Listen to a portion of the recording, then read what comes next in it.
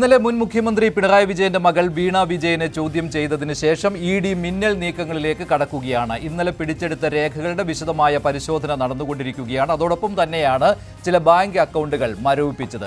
അടുത്ത ഘട്ടമായി കൂടുതൽ ചോദ്യം ചെയ്യലിലേക്ക് ED കടക്കുമെന്ന് തന്നെയാണ് കരുതുന്നത്. അതിനു മുൻപ് SFIOയുടെ ഗുരുതരമായ കണ്ടെത്തലുണ്ടായിരുന്നു. അതിന്റെ വിവരങ്ങൾ പുറത്തുവിടുകയാണ്. SFIOയുടെ റിപ്പോർട്ട് നേരത്തെ തന്നെ കോടതിയിൽ നൽകിയതാണ്. പക്ഷേ ചില സാങ്കേതിക കാരണങ്ങളാൽ കോടതിയിൽ സ്റ്റേ നിൽക്കുന്നുണ്ട്. വിചാരണയ്ക്ക് ആ സ്റ്റേ വെക്കേറ്റ് ചെയ്തു കഴിഞ്ഞാൽ വിചാരണയിലേക്കും കടക്കാം. SFIO കണ്ടെത്തിയത് ഗുരുതരമായ ക്രമക്കേടുകളായിരുന്നു. ഇത് SFIOയുടെ റിപ്പോർട്ടാണ്. സീരിയസ് ഫ്രോഡ് ഇൻവെസ്റ്റിഗേഷൻ ഓഫീസ് നടത്തിയ അന്വേഷണത്തിൽ എക്സാലോജിക്, വീണ വിജയന്റെ കമ്പനിയായ എക്സാലോജിക്കും CMRL കമ്പനിയും നടത്തിയ ഗുരുതരമായ ക്രമക്കേടുകളാണ് വെളിവായിരിക്കുന്നത്. ഇതിനകത്ത് സേവനം നൽകാതെയാണ് വീണ വിജയന്റെ കമ്പനിയായ എക്സാലോജിക്കും വീണ വിജയനും CMRL കമ്പനിയിൽ നിന്ന് 2.78 കോടി രൂപ കൈപ്പറ്റിയത്. അതും 2017 മുതൽ 2020 വരെ എന്ന ഗുരുതരമായ കണ്ടെത്തലുകൾ അക്കമിട്ട് നിരത്തിയിരിക്കുകയാണ്. എന്തൊക്കെയാണ് ഈ ക്രമക്കേടുകൾ എന്ന്?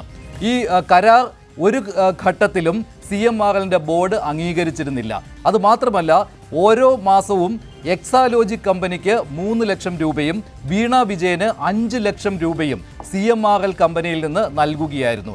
എന്താണ് സേവനം നൽകിയത് എന്നതിനെക്കുറിച്ച് കൃത്യമായ ഒരു മറുപടി എക്സാലോജിക്കോ വീണ വിജയനോ CMRL കമ്പനിയോ നൽകിയിട്ടില്ല. അതുമാത്രമല്ല, ഈ സേവനങ്ങൾക്ക് ശേഷം മറ്റൊരു കമ്പനിയെ, ATNA എന്നൊരു കമ്പനിയെ CMRL ഏൽപ്പിച്ചിരുന്നു അവിടുത്തെ IT സർവീസുകൾക്കായിട്ട്. അവർക്ക് നൽകിയത് വളരെ തുച്ഛമായ പ്രതിഫലമായിരുന്നു. 3,65,000 രൂപ മാത്രമായിരുന്നു നൽകിയത്. അതിനേക്കാൾ എത്രയോ ഇരട്ടിയാണ് വീണ വിജയനും വീണ വിജയന്റെ IT കമ്പനിയായ എക്സാലോജിക്കും വാങ്ങിയത്. ഈ വിവരങ്ങളും SFIOയുടെ റിപ്പോർട്ടിൽ കൃത്യമായിട്ട് പറയുന്നുണ്ട്. അതുമാത്രമല്ല, മറ്റൊരു പ്രധാനപ്പെട്ട കാര്യം, 2017 മുതൽ 2020 വരെയുള്ള കാലഘട്ടത്തിൽ വീണ വിജയന്റെയും എക്സാലോജിക് കമ്പനിയുടെയും ഏറ്റവും പ്രധാനപ്പെട്ട വരുമാന മാർഗം CMRLൽ നിന്ന് കിട്ടുന്ന പണമായിരുന്നു. മറ്റു ചെറിയ ചെറിയ തുകകൾ മാത്രമായിരുന്നു അവരുടെ അക്കൗണ്ടിലേക്ക് വന്നുകൊണ്ടിരിക്കുന്നത്. ഇക്കാര്യവും ഓരോ സാമ്പത്തിക വർഷവും എത്ര തുക വീതം മറ്റ് ചില കമ്പനികളിൽ നിന്നും എക്സാലോജിക്കിനും വീണ വിജയനും കിട്ടി, അതും CMRL കമ്പനിയുമായുള്ള ഇടപാടും തമ്മിലുള്ള താരതമ്യവും നടത്തിയിട്ടുണ്ട്. ഇതിൻ്റെ കൃത്യമായ വിവരങ്ങളും ചാർട്ട് സഹിതം SFIOയുടെ റിപ്പോർട്ടിൽ പറയുന്നുണ്ടായിരുന്നു. ഈ റിപ്പോർട്ടിന് പിന്നാലെയാണ് എൻഫോഴ്സ്മെന്റ് ഡയറക്ടറേറ്റ് അന്വേഷണം തുടങ്ങിയത്. 447 CA കമ്പനി ആക്ടിൻ്റെ 447 വകുപ്പാണ് വീണ വിജയനെതിരെ ചുമത്തിയിരിക്കുന്നത്. CMRLന്റെ ഉദ്യോഗസ്ഥർക്കെതിരെയും MD ശശിധരൻ കർത്തയ്ക്കെതിരെയും ഇതിൽ കുറ്റം ചുമത്തിയിട്ടുണ്ട്. ഇത് SFIOയുടെ അന്വേഷണ റിപ്പോർട്ടും കുറ്റപത്രവും കൂടിയാണ്.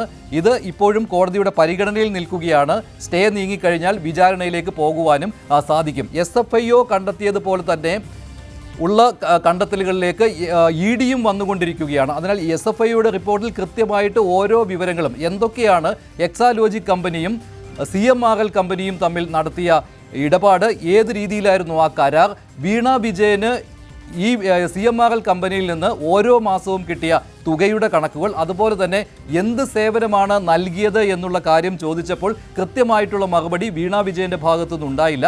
അതുമാത്രമല്ല, CMRLനും കൃത്യമായിട്ട് ഇത് വിശദീകരിക്കാൻ കഴിഞ്ഞില്ല എന്തായിരുന്നു സേവനമെന്ന്. അതുമാത്രമല്ല, CMRL കമ്പനിക്ക് വലിയ IT സേവനത്തിൻ്റെ ആവശ്യം ഉണ്ടായിരുന്നില്ല. അവിടുത്തെ ഈ സ്റ്റോക്ക് രജിസ്റ്റർ പോലെയുള്ള കാര്യങ്ങൾക്ക് വേണ്ടിയുള്ള ചെറിയ ചെറിയ IT സേവനങ്ങൾ മാത്രം മതിയായിരുന്നു. അതിന് എക്സാലോജിക് പോലെയുള്ള ഒരു കമ്പനിയുടെ ആവശ്യം ഉണ്ടായിരുന്നില്ല. അതുമാത്രമല്ല, ഇത്രയും തുക അതിനായിട്ട് ചെലവഴിക്കേണ്ട ആവശ്യവും ഉണ്ടായിരുന്നില്ല. അതിനുശേഷം ഒരു കമ്പനിയെ ചുമതല ഏൽപ്പിച്ചപ്പോൾ ആ കമ്പനിക്ക് അതിൻ്റെ എത്രയോ മടങ്ങ് പണം കുറച്ചാണ് നൽകിയത് എന്നുള്ള വിവരവും SFIO ഉദ്യോഗസ്ഥരുടെ ഈ അന്വേഷണത്തിൽ കണ്ടെത്തിയിട്ടുണ്ട്. ഇതാണ് SFIOയുടെ റിപ്പോർട്ട്. സേവനമില്ലാതെ പണം വാങ്ങി എന്നുള്ള ഗുരുതരമായ കണ്ടെത്തൽ SFIO റിപ്പോർട്ടിൽ എടുത്തു പറഞ്ഞിരിക്കുകയാണ്. അതുമാത്രമല്ല, ഏക വരുമാന മാർഗം എന്ന് വേണമെങ്കിൽ പോലും CMRLനെ പറയാം, എക്സാലോജിക് കമ്പനിയുടെയും വീണ വിജയന്റെയും എന്നുള്ള കാര്യവും SFIO റിപ്പോർട്ടിൽ പറയുന്നുണ്ട്. അത് ഓരോ സാമ്പത്തിക വർഷത്തെയും കാര്യങ്ങൾ എടുത്തു പറഞ്ഞുകൊണ്ടാണ്. 2017 എന്നുള്ളത് ഏറ്റവും പ്രധാനപ്പെട്ട ഒരു കാലഘട്ടമാണ്. കാരണം പിണറായി വിജയൻ മുഖ്യമന്ത്രിയായി അധികാരമേറ്റതിന് തൊട്ടു പിന്നാലെയുള്ള വർഷം മുതലാണ് CMRLുമായിട്ട് എക്സാലോജിക് കമ്പനി കരാറിലേർപ്പെട്ടതും. അതും അന്ന് മുതലാണ്, 2017 ജനുവരി 1 മുതലാണ് ഓരോ മാസവും വീണ വിജയന് 5 ലക്ഷം രൂപ വീതം CMRL കമ്പനിയിൽ നിന്ന് കിട്ടിയത് എക്സാലോജിക് കമ്പനിക്ക് 3 ലക്ഷം രൂപയും ഓരോ മാസവും കിട്ടുകയുണ്ടായി. ഇതിൻ്റെ കൃത്യമായ കണക്കുകൾ 84 മുതൽ 99 പേജ് വരെ SFIO റിപ്പോർട്ടിൻ്റെ 84 മുതൽ 99 പേജ് വരെ ചാർട്ടുകൾ സഹിതം SFIO രേഖപ്പെടുത്തിയിരിക്കുകയാണ്. വളരെ പ്രധാനപ്പെട്ട ഒരു കാര്യമാണിത്. അത് മാത്രമല്ല, ഇതിൽ ചാർജസിൻ്റെ വിവരവും ഏതെല്ലാം കുറ്റങ്ങളാണ് ചുമത്തിയിരിക്കുന്നത് എന്നുള്ള കാര്യവും കൃത്യമായി രേഖപ്പെടുത്തിയിരിക്കുന്നു. അത് CMRL ഉദ്യോഗസ്ഥരുടെ പേരിൽ മാത്രമല്ല, വീണ ടിയുടെ പേരിലും ഇത്തരത്തിലുള്ള ചാർജ് രേഖപ്പെടുത്തിയിരിക്കുകയാണ്.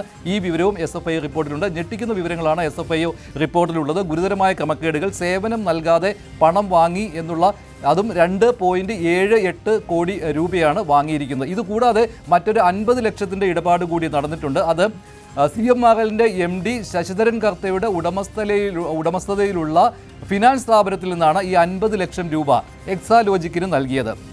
അത് വായ്പയാണ് നൽകിയത്, പക്ഷേ പണം തിരിച്ചടച്ചിട്ടില്ല എന്നുള്ള കാര്യവുമുണ്ട്. അതും ഈ എക്സാലോജിക് വാങ്ങിയ പണത്തിൻ്റെ പട്ടികയിൽ SFIO ഉൾപ്പെടുത്തിയിട്ടുണ്ട്. ഇതാണ് ഈ ക്രമക്കേടുകൾ. SFIO റിപ്പോർട്ടിൻ്റെ പിന്നാലെയാണ് EDയുടെ അന്വേഷണം 2024 തുടങ്ങിയത്. എന്തായാലും ഈ റിപ്പോർട്ട് കൂടി പരിഗണിച്ചുകൊണ്ടുള്ള അന്വേഷണമാണ് ED നടത്തുന്നത്. SFIOയിൽ കമ്പനി ആക്ട് പ്രകാരമുള്ള വിചാരണയായിരിക്കും നടക്കുക. പക്ഷേ ED അന്വേഷണത്തിൽ കള്ളപ്പണ ഇടപാടിനെക്കുറിച്ചുള്ള അന്വേഷണമാണ് നടന്നുകൊണ്ടിരിക്കുന്നത്. കൂടുതൽ വാർത്തകൾക്ക് News 18 Keralam YouTube channel subscribe ചെയ്യുക.